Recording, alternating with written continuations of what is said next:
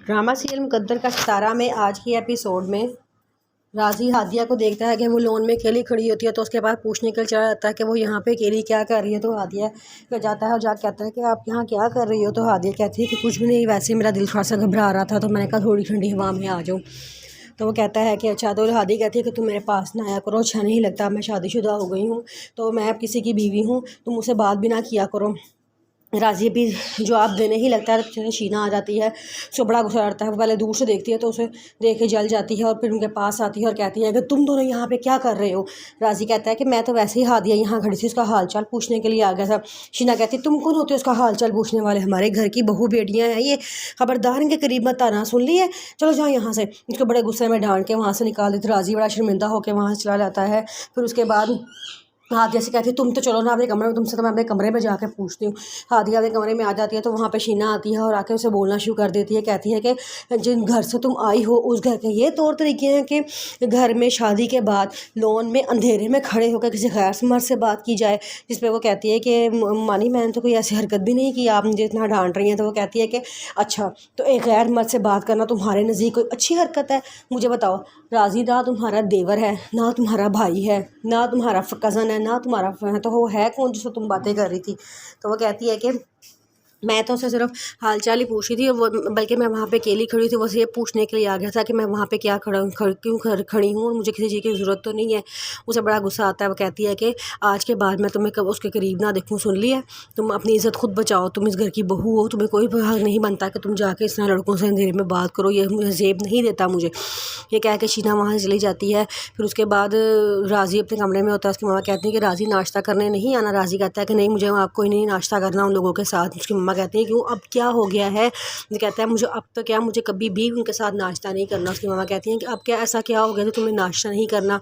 तो कहता है कि मामा रोज़ रोज़ जलील होता हूँ मैं उनके हाथों। उसके माँ कहते तुम्हें किसी ने कुछ कहा है क्या? तो कहता है हाँ जी, शीना मामी ने मुझे कहा है, उन्होंने मुझे बहुत डांटा है। कल रात हादिया लोन में थी, मैं उससे बात करने के लिए चला गया तो वो मुझे डांटना शुरू हो गई। उसकी मामा कहती तुम्हें ज़रूरत क्या थी हादिया से बात करने की? वो कहता है कि मामा उसे मैं मोहब्बत करता था या मेरा उसका कोई रिलेशन था, इस बात का आपको पता है, आपके अलावा और किसी को नहीं पता। उनको कोई हक़ नहीं बनता कि वो आके मुझे इस तरह बात करें मुझसे। उनका कहना है कि उनकी बेटी और उनकी बहू की इज़्ज़त को मुझसे ख़तरा है। माँ जी, मुझसे ख़तरा है? उसकी मम्मा कहती हैं ऐसा कहा है उन्होंने? कहता है हाँ जी। अब आप मुझे ये बताएं, इस घर में मेरी जवान बहन नहीं रहती क्या?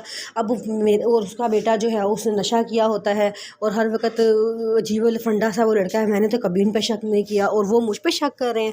मम्मा, ये जो बड़े बड़े घरों में रहने वाले लोग होते हैं ना, इनकी सोच बहुत छोटी होती है और हम गरीब घर में रहने वाले लोग इन बड़ों के एहसान उतारने के लिए हर वक्त अपनी इज़्ज़त नफ्स को मजबूर करते रहते हैं। उसकी मम्मा कहती हैं अच्छा चलो छोड़ो, तुम ऐसी बात ना करो, मैं तुम्हारे मम्मू से बात करूँगी। वो कहता है कि क्या कोई ज़रूरत नहीं है बात करने की, ना ही कोई फ़ायदा है, शीना मामी ने कभी नहीं बदलना, बस हमारी इज़्ज़त ही हमेशा मजरूर होती रहेगी। ये कह के वो गुस्से से वहाँ से चला जाता है। हादिया को सारा वाक़या याद आ रहा होता है, उसे बड़ा अफसोस होता है। वो अपने कमरे में बड़ी परेशान टहल रही होती है कि मुमानी ने, शीना उसकी यानी कि जो सास है, उन्होंने कितनी गलत बातें की हैं।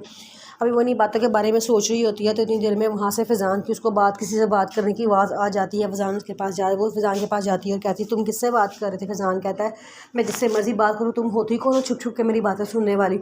अगर तुम्हें आइंदा मेरी छुप छुप के बातें सुनी ना, मैं ये बात बर्दाश्त नहीं करूँगा। ये क्या गुस्से से वो वहाँ से चला जाता है। उधर रिमशा बड़ा परेशान होती है। वो मामा से कहती है कि मामा, मैंने उससे जो है ना कहा है कि वो 5 लाख रुपया मुझे इस वक्त भिजवाएगा और हर महीने 2-3 लाख रुपया भिजवाता रहेगा। जिस पे उसकी मामा कहती है मुझे बताओ वो तुम्हारा लगता क्या है जो हर महीने तुम्हें भिजवाएगा? वो कोई किस्त थोड़ी अदा कर रहा है जो उसे लाजमी भिजवाना है, क्या पता कि किसी महीने वो भूल गया तो हमारा गुजारा कैसे होगा? वो कहते हैं कि मामा, फ़िज़ान को अकेला लड़का थोड़ी है जिससे हम पैसे लेते हैं, और भी इतने सारे हैं, सारे ही हमें दे रहे हैं, आप इतना परेशान क्यों हो रही हैं? उसकी मामा कहती है तुमने बहुत बड़ी गलती की है कि तुमने 2 करोड़ रुपया ऐसे उड़ा दिया, मुझे चाहिए था उसका कोई फ्लैट अच्छा सा ले लेती। तो कहती है अच्छा ना मामा, अब जोड़ के ले लूँगी।